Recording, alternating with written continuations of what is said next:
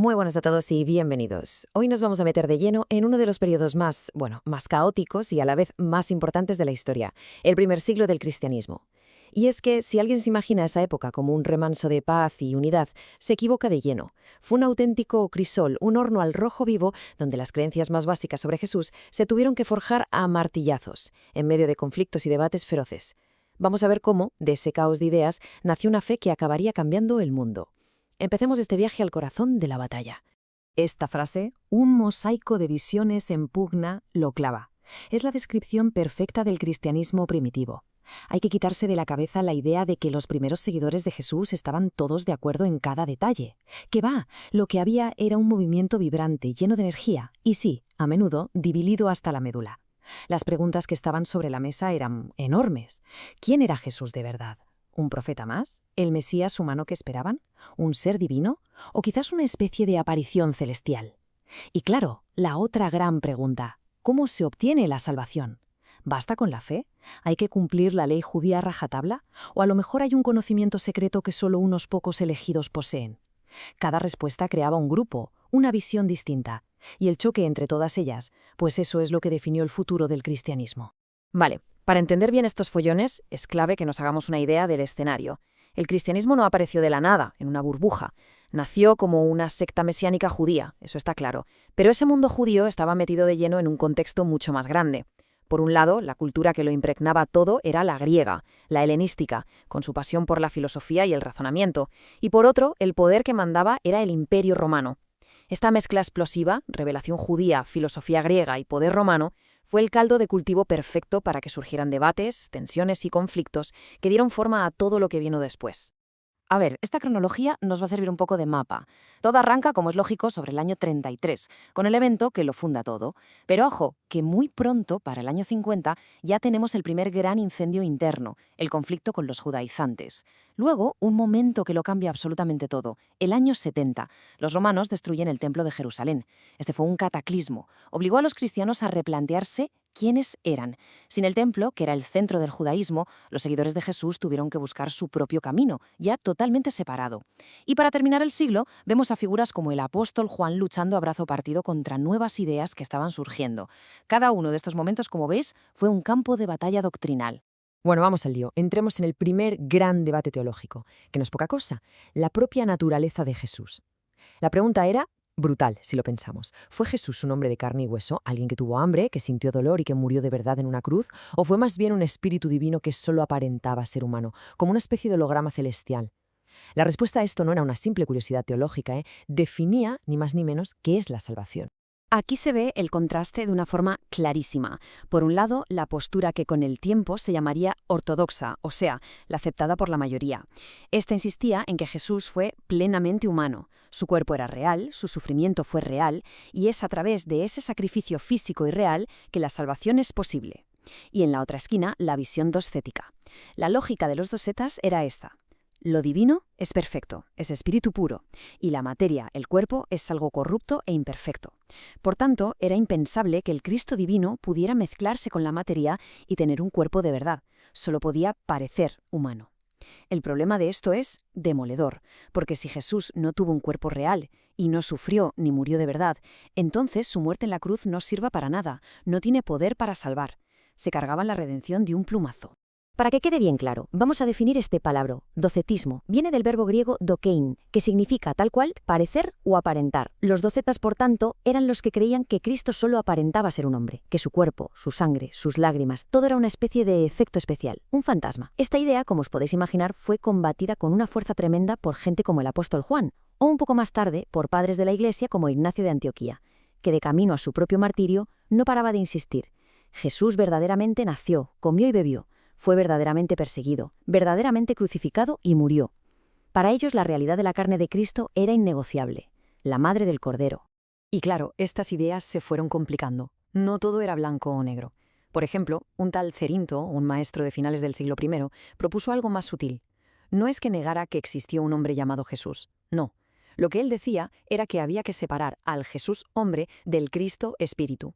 Según él, el Cristo divino bajó del cielo y se posó sobre el hombre Jesús en su bautismo, dándole poder para hacer milagros. Pero, y aquí está la clave, este Cristo espiritual, como no podía sufrir, se largó y abandonó a Jesús justo antes de la crucifixión. Así, el que murió en la cruz fue solo el hombre Jesús.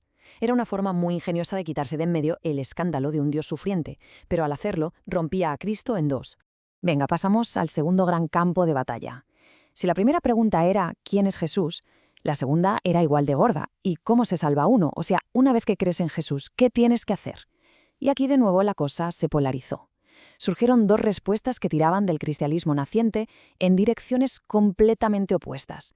Una tiraba para atrás hacia el legalismo judío más estricto y la otra tiraba hacia un misticismo filosófico bastante elitista. Aquí estaba la gran encrucijada. Por un lado, los judaizantes, que decían pues que la fe en Jesús estaba muy bien, pero que no era suficiente. Para salvarse de verdad, un no judío, un gentil, tenía que convertirse al judaísmo con todas las de la ley, circuncidarse, guardar el sábado, cumplir las normas alimentarias, todo. Básicamente te decían, para llegar a Jesús, primero tienes que pasar por la aduana de Moisés. Y en el otro extremo, los que empezaban a tener ideas gnósticas. Para ellos, la ley judía, la historia, el mundo físico, todo eso era basura, irrelevante o directamente malo. Creían que el mundo material era una cárcel y la salvación no venía de la fe en un evento histórico, sino de la gnosis, un conocimiento secreto, una revelación especial solo para unos pocos iluminados. Y esto no era una discusión teórica en un despacho, ¿eh? Esto pasaba en la vida real. En Antioquía, por ejemplo, había una comunidad mixta donde judíos y gentiles que creían en Jesús comían juntos, como hermanos. Pero un día llegaron unos de la facción judaizante desde Jerusalén y el apóstol Pedro, que hasta entonces comía con todos, por miedo, por el que dirán, se apartó y empezó a comer solo con los judíos. Para Pablo esto fue la gota que colmó el vaso. No era una cuestión de protocolo, era negar el evangelio, era actuar como si la cruz no fuera suficiente para unir a la gente. Así que se lo echó en cara, públicamente, cara a cara, como dice la carta a los Gálatas. Lo que estaba en juego ahí era si el cristianismo iba a ser una fe universal o una pequeña secta dentro del judaísmo. Vamos a profundizar un poco más en esto del gnosticismo, porque es fascinante. La palabra clave es gnosis, que significa conocimiento, en griego, pero un conocimiento secreto, revelado. Su idea del mundo era dualista, o sea, lo partían todo en dos. Por un lado decían, está el Dios supremo, que es puro espíritu, bueno e inalcanzable. Pero este Dios bueno no creó nuestro mundo, no. Este mundo material, que ellos veían como corrupto y malo, lo creó un Dios inferior, un chapucero, al que llamaban el demiurgo. Y nosotros, los humanos, seríamos como chispas divinas de ese mundo espiritual que han quedado atrapadas en cuerpos de carne, en esta prisión material. La salvación, por tanto, es despertar, darse cuenta de esto a través de esa gnosis y escapar.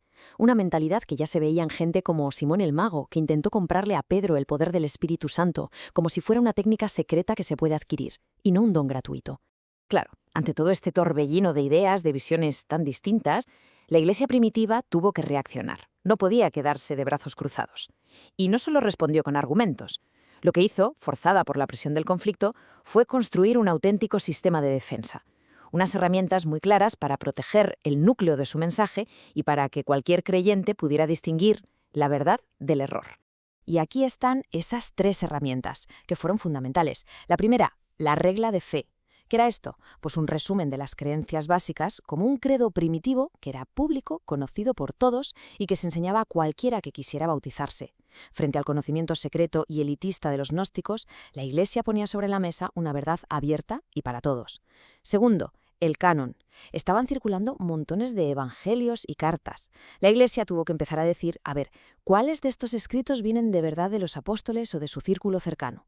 No fue una decisión de un día para otro, sino un proceso de reconocer qué textos usaban ya las comunidades y consideraban fiables. Y tercero, la sucesión apostólica. Ante la pregunta, ¿y quién tiene autoridad para enseñar aquí? La respuesta fue aquellos líderes, los obispos, que podían demostrar una línea directa y pública de enseñanza que se remontaba hasta los propios apóstoles. Esto creaba una cadena de responsabilidad, todo lo contrario a los maestros que aparecían de la nada diciendo que habían tenido una revelación privada. Bueno, ¿y todo este rollo a mí qué me importa hoy? Podría pensar alguien. ¿Qué más da si el cuerpo de Cristo era real o si los gentiles tenían que circuncidarse? Pues importa, y mucho, porque las respuestas que se dieron en esas batallas son las que definieron lo que hoy conocemos como cristianismo. Estas peleas no eran sobre detalles abstractos para teólogos aburridos, eran sobre el corazón de la fe. sobre cómo debía ser la comunidad, sobre la moral y sobre la pregunta más básica de todas: ¿quién es Dios y cómo se relaciona con nosotros? Entender estas luchas es entender el ADN de la fe cristiana.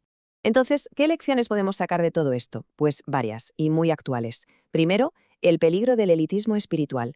La respuesta de la Iglesia fue decir no, el Evangelio es para todos, no para un club de iluminados. Segundo, la necesidad de equilibrio. La Iglesia tuvo que aprender a caminar por una cuerda floja entre un legalismo que ahoga y un libertinaje que lo justifica todo, defendiendo una libertad en Cristo que siempre lleva al amor y la responsabilidad. Tercero, la importancia de la cruz. Casi todas estas herejías, de una forma u otra, intentaban evitar el escándalo de un Dios que sufre y muere. La ortodoxia, en cambio, abrazó esa paradoja como el centro de todo. En resumen, estas luchas obligaron a la Iglesia a definirse como una fe inclusiva, moralmente equilibrada y radicalmente centrada en el evento real e histórico de la cruz. Y este es, para mí, el punto final más interesante. Solemos pensar en las herejías como simples errores, como callejones sin salida. Pero quizás hay otra forma de verlo. Fueron catalizadores. Fueron desafíos, preguntas tan potentes y visiones alternativas tan atractivas que obligaron a la corriente principal del cristianismo a pararse, a pensar mucho más hondo, a explicarse con más claridad y a definir con una precisión milimétrica qué era exactamente lo que creía. La ortodoxia no nació en un laboratorio estéril. Se forjó, se afiló y se pulió en el fuego del debate contra estas otras grandes ideas. Y con esa pregunta lo dejamos, es algo en lo que pensar. ¿Fue el conflicto al final un motor necesario para que las ideas se definieran? ¿Necesitan las grandes creencias tener adversarios potentes para llegar a su forma más pura y clara? Cuando miramos atrás, a ese crisol del primer siglo, nos damos cuenta de que la lucha por el alma del cristianismo no fue una señal de debilidad, fue precisamente la forja donde esa fe adquirió la forma que ha llegado hasta hoy. Muchas gracias por acompañarnos en este análisis.